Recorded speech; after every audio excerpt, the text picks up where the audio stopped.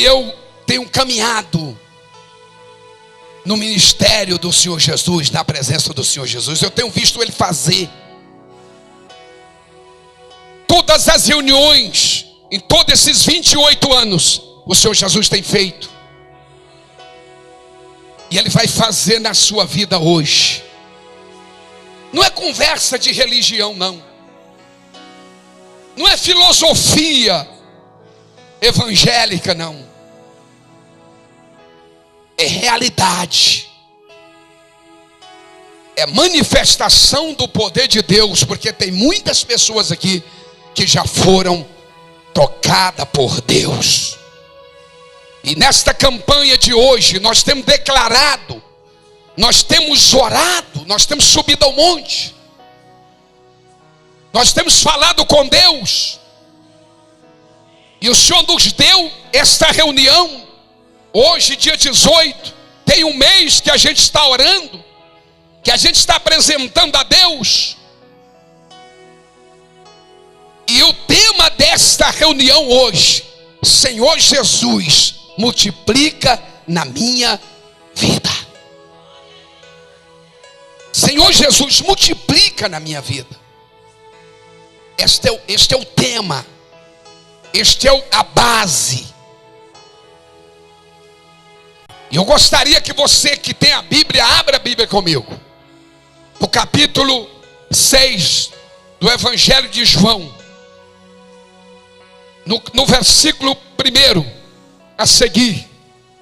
Eu gostaria que você, enquanto eu estiver aqui falando, lendo, falando, ministrando, haverá uma outra voz falando, a do Espírito Santo, que estará falando dentro profundamente, dentro do seu ser, estará operando profundamente na sua vida.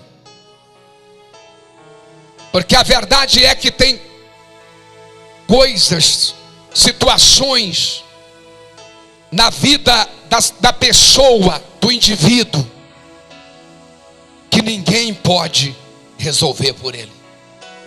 É ou não é? Não sei se vocês têm passado por isso, mas eu tenho passado.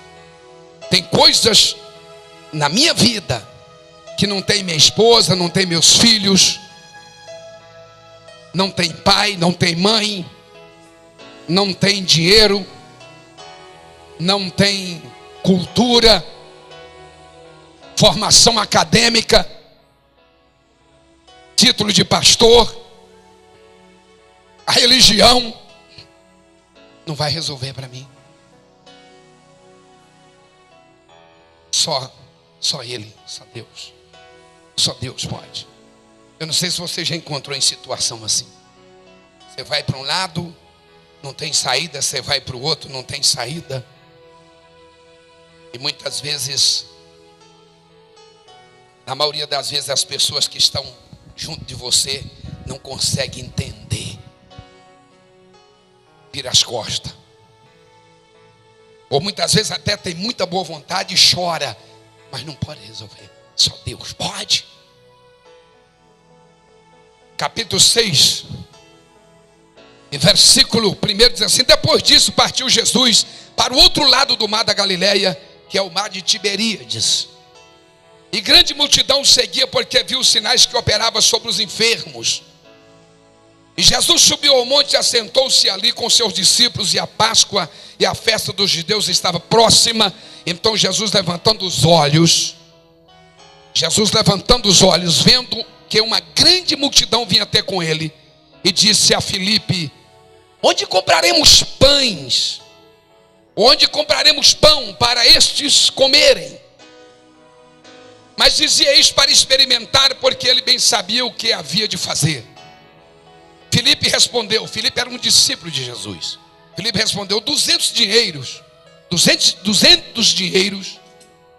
de pão não lhe bastaria para que cada um desses coma um pedaço de pão. Mas um dos de seus discípulos, André, irmão de Simão, Pedro, disse-lhe: está aqui um rapaz que tem 5 pães de cevada e 2 peixinhos. Mas o que é isso para uma multidão como essa? Isso não significa nada para essa multidão, para um tanto de gente desse. E disse Jesus: mandai assentar os homens. E havia muita relva naquele lugar, e assentaram-se, pois os homens, em número de quase 5.000. Jesus tomou os pães e, havendo orado ao Pai, repartiu-os pelos discípulos, e os discípulos pelos que estavam sentados, igualmente também os peixes, quanto eles queriam. E quando estavam saciados, disse aos seus discípulos: recolhei os pedaços que sobejaram, para que nada se perca. Recolheram-nos, pois, e encheram 12 cestos de pedaços dos 5 pães de cevada que sobejaram aos que havia comido. Vendo, pois, aqueles homens o milagre que Jesus tinha feito, diziam: este é verdadeiramente profeta que devia vir ao mundo. Amém. Presta atenção, porque o Senhor Jesus está dizendo: